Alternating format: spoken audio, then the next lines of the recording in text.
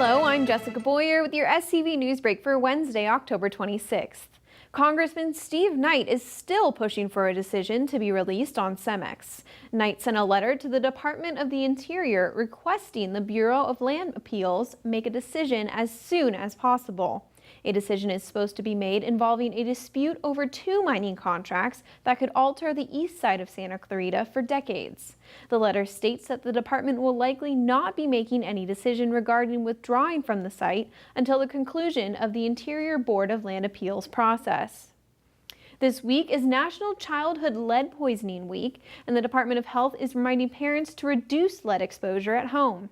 Lead poisoning continues to be a major public health concern. Luckily, in Los Angeles, it's been declining over the years, but we still have over 4,000 children who have elevated levels of lead in their blood. The primary function of our childhood lead poisoning prevention program is to provide case management for children who are lead poisoned. So we have nurses who will oversee the care of the child, work with the families, work with the healthcare providers. For more information about lead poisoning and how to avoid it, log on to ph.lacounty.gov/lead. We're going to take a quick break, but when we come back, see how Canyon Country residents are handling a traffic crisis. Plus, a new bank's headquarters is coming to SCV. See when coming up.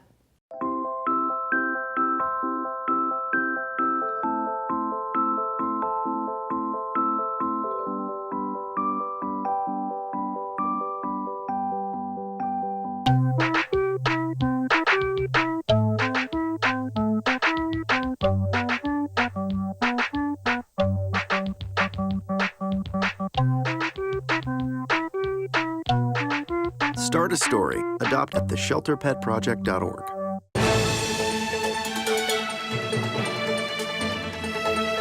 Welcome back.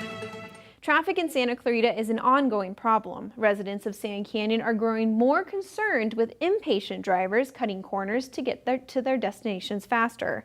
Haley Cook has the story. In Santa Clarita, traffic is a problem. It feels very hurried. And not just in the way of drive time. Everyone's just kind of like, you can tell everyone's in a rush, everyone's impatient, they're thinking about themselves, and they just want to get to wherever they need to go. As Tanya Morton recently discovered, the more traffic, the more impatient drivers. The more impatient drivers, the higher the stakes during the morning commute. So last week I was driving home after taking my kids to school, so I was going in the opposite direction of the commuter traffic on Plaza Rita. And I came around a corner and there was someone in my lane coming head on, and they stayed in my lane up until the point where they had to cut the other person off just to avoid hitting my car. And there was nowhere for me to go, not a lot of time to make a decision on whether or not to even like step on my brakes, or there was no way I was gonna go anywhere but stay in my lane. With traffic concerns at an all-time high, local law enforcement have armed a Sand Canyon intersection with a traffic conductor in an attempt to alleviate congestion. Resident Kathy Gorlick says in the time she's lived in the canyon, she's never seen it this bad. See how you never used to see so many cars. They're turning on to Sierra Highway now to get around it, and look, even behind us now. People go pretty fast when they can here, and there's no reason to pass somebody on Sand Canyon or Plaza Rita Canyon. It is absolutely dangerous. Making an illegal pass on these two-lane roads can cost you more than just a citation. People need to slow down. You're going to get there, and whether you get there at 7:25 or 7:27, it's not worth the collision that, you're risking to make these unsafe movements or unsafe speeds. If it's that big of a deal, then you need to leave a little bit earlier, plan your day a little bit better. For SCV TV, I'm Haley Cook. Logix held a groundbreaking for their new headquarters location in SCV on Wednesday. Lo and behold, we find this great spot, 12 acres in Santa Clarita Valley.